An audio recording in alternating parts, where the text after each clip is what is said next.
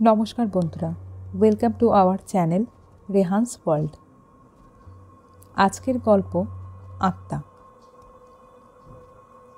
2 মাস আগে মারা যাওয়া শ্বশুরের ঘরে মাঝরাতে আবছা কিছু দেখতে পেলাম।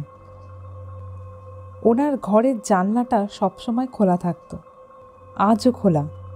শাঁ শাঁ শব্দ, হুড়হুড় করে বাতাস ঢুকছে ঘরে।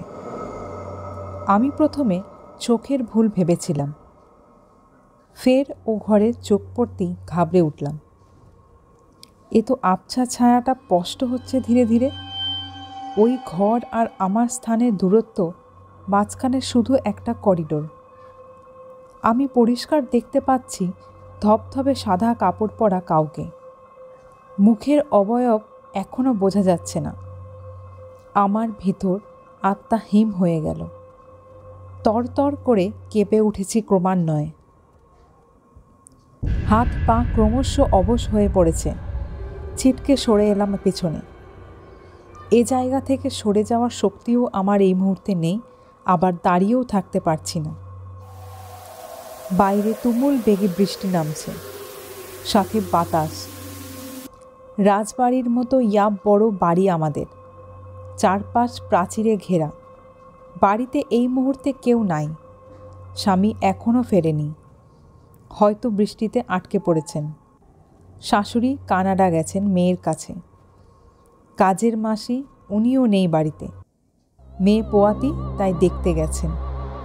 এই রাজবাড়ির মতো বিশাল বাড়িতে এখন আমিই আছি, আর ঘরে ঘুমিয়ে থাকা আমার মেয়ে।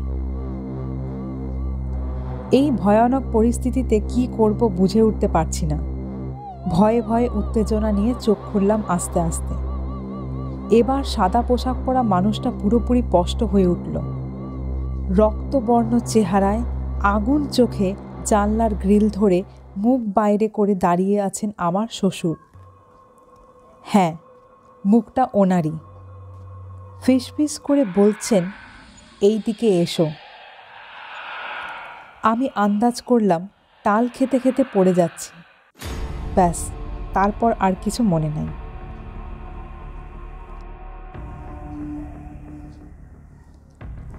সকালবেলা নিজেকে আবিষ্কার করলাম বিছানায়। দিনের আলো ফুটেছে। রাত্রের কথা মনে পড়তেই ধড়ফড় করে উঠে বসলাম। মনে এক ঝাঁক প্রশ্ন উকি দিচ্ছে। তারপর আমার কি হলো? কে নিয়ে আসলো এখানে? তোমার কি শরীর খারাপ? রাতে বারান্দায় ওভাবে পড়ে গেলে কেমন করে? স্বামীর কথায় ঘাড় ঘুরিয়ে তাকালাম ওই দিকে। বুঝলাম সেই আমাকে তুলে নিয়ে এসেছে ঘরে। এবার ভাবলাম রাতে ঘটে যাওয়া ঘটনাটা তাকে খুলে বলি, কিন্তু পর মুহূর্তেই মত পাল্টালাম। নিজের মধ্যে এক অদৃশ্য উত্তেজনা ভর করতে লাগলো। ঠিক করলাম নিজে খতিয়ে দেখব বিষয়টা। খুন বা আত্মহত্যাজনিত কিছু ঘটলে এমন হয় লোকমুখে শুনেছি, কিন্তু আমার শ্বশুরের সাথে তো এমন কিছু হয়নি। উনি তো হার্ট অ্যাটাকে মারা যান।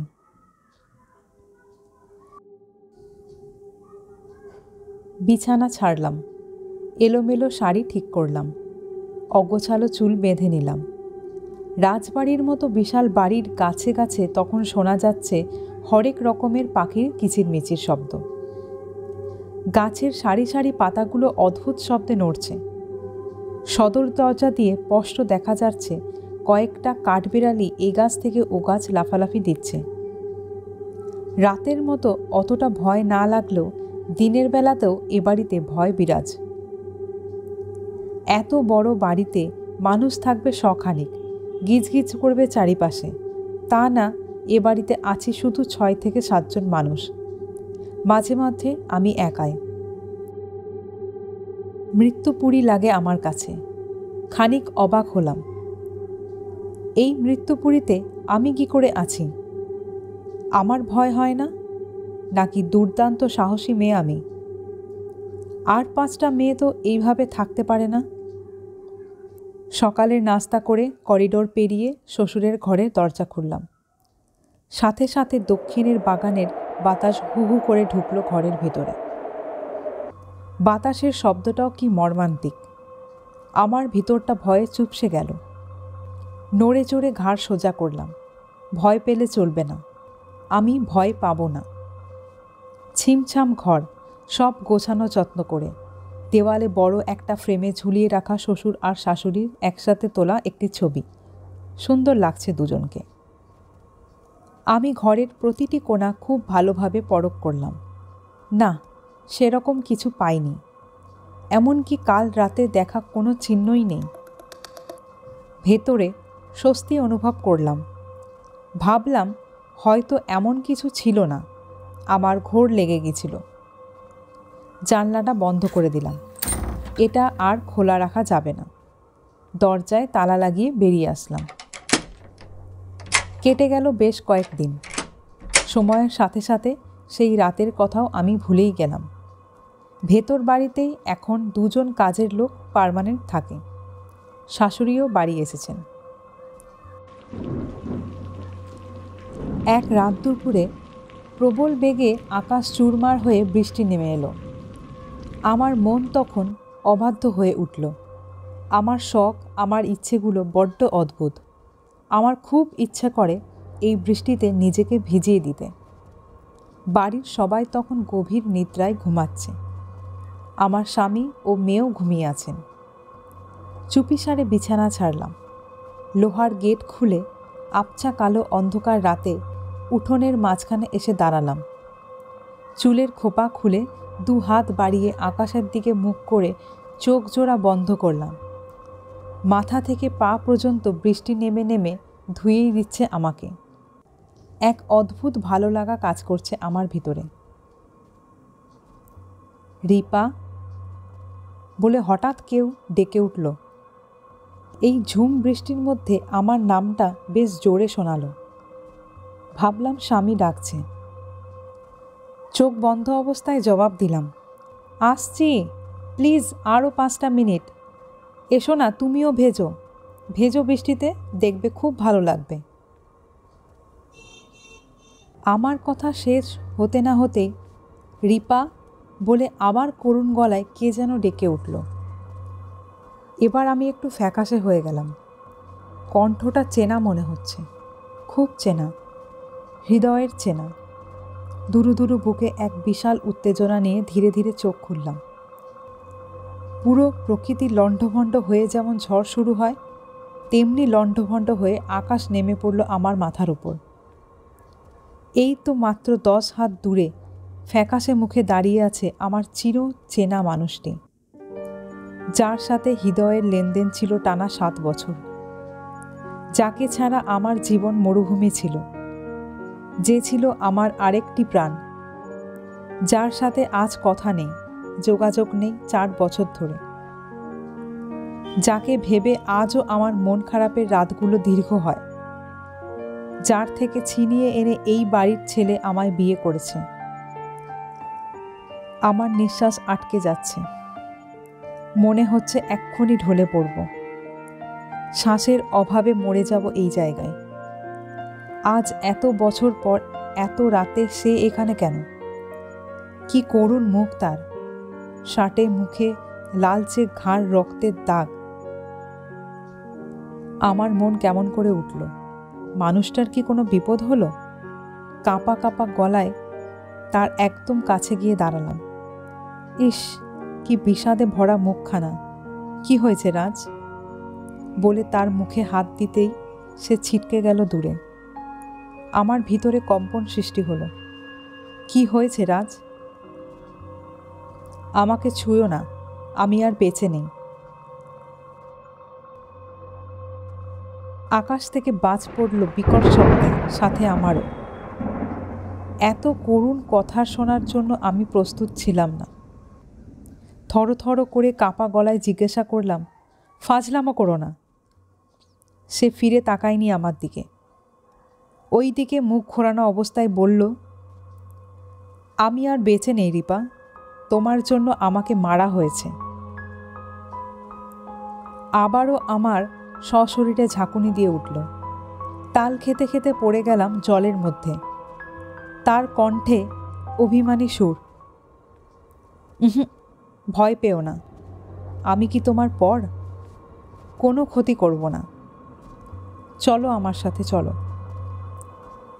তাকে আগেও বিশ্বাস করতাম, এখনও করি। মানুষ থাকলেও করতাম, আত্মা অবস্থাতেও করি, এমনকি সে কঙ্কাল হয়ে গেলেও করব। হিম হওয়া পা দুটো টেনে নিয়ে চললাম তার পিছু পিছু। বাড়ির একদম পিছনে জঙ্গলে গিয়ে থামল সে। পাতায় আবৃত থাকা একটা বড় ঢাকনা সরিয়ে বলল, নিচে সিঁড়ি আছে, যাও। আমি বেশ অবাক হলাম। এই বাড়িতে এত অদ্ভুত জিনিস আছে অথচ আমি জানি না। সিঁড়ি বেয়ে নিচে নেমে দেখি ছোট্ট একটা ঘর, কুঁড়ে ঘরের মতো। বড় বড় অক্ষরে লেখা আছে পাতাল ঘর। লেখাটায় জং ধরেছে। আমার কপালে চিন্তার ভাঁজ আরও বেশি করে পড়ল। সে বলল, ওই ঘরে ঢোকো। গলা উঁচু করলাম, তুমি কই? আমায় আর দেখতে পাবে না। এই ঘরে দেখো, আমার হাত পা গলা আলাদা আলাদাভাবে রাখা আছে। তুমি ওগুলোকে নাও, দিয়ে পুড়িয়ে দাও। এইগুলোর জন্য আমি শান্তি পাচ্ছি না। রাজের কথায় আমার পুরো শরীর অবশ হয়ে উঠল। ভারী লাগছে পা। ঘরের চারিদিকে বটকা গন্ধ, পেট থেকে নাড়ি ভুড়ি বেরিয়ে আসার উপক্রম। চোখ বুজলাম, চোখ বুলালাম চারপাশে। চোখ বোধহয় এইসব দেখার জন্য প্রস্তুত ছিল না। তার শরীরের ছোট ছোট হাড়ের টুকরো ছড়িয়ে ছিটিয়ে পড়ে আছে এদিক ওদিক। আমি নিজেকে আর সামলাতে পারলাম না। চিৎকার করে উঠলাম, এসব কি রাজ? আমার ভীষণ ভয় লাগছে।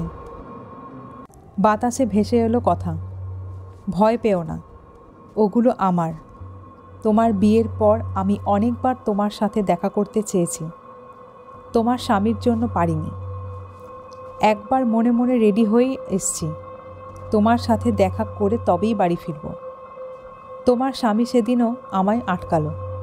আমি রেগে গেলাম। হাতাহাতি হলো।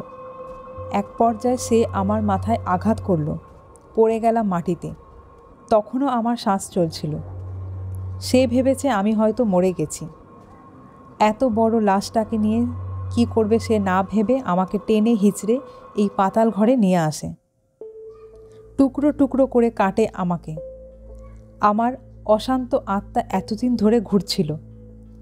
তোমার শ্বশুরের রূপে আমি অনেকবার তোমাকে বলতে চেয়েছি, কিন্তু তুমি ভয় পাওয়ায় আমি নিজের আসল রূপে আসলাম। তুমি প্লিজ এগুলোকে পুড়িয়ে দাও, আমার আত্মাকে শান্তি দাও। আমি তোমার স্বামীকে ছাড়ব না, কখনোই ছাড়ব না। আমি এবার যাই। হাত পা ছড়িয়ে ছিটিয়ে বসে রইলাম। মনে হচ্ছে রক্ত চলাচল বন্ধ হয়ে যাচ্ছে। নিজের শরীরের এক বিন্দু শক্তি নেই। বোবা আর্তনাদের ভেতর ফেটে যাচ্ছে। এত নির্দয় আর খুনি একটা মানুষের সাথে আমি কি করে আছি ভাবতেই আমি কেঁপে উঠলাম। পরক্ষণে নিজেকে একটু স্বাভাবিক করলাম। পরনের শাড়ি খুলে দুটুকরো করলাম।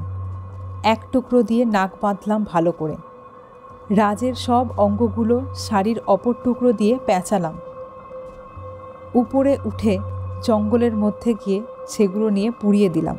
নিজেকে আর সামলাতে না পেরে সে জায়গায় লুটিয়ে পড়ে চিৎকার করে উঠলাম। চিৎকার করতে করতে বললাম, কেন বেঁচেছিলে আমায় ভালো, যার জন্য অকালে জীবন দিতে হলো তোমার? আমার বুক ফাটা আর্তনাদ বিজলি আর ঝুম বৃষ্টির সাথে মিশে যেতে লাগলো।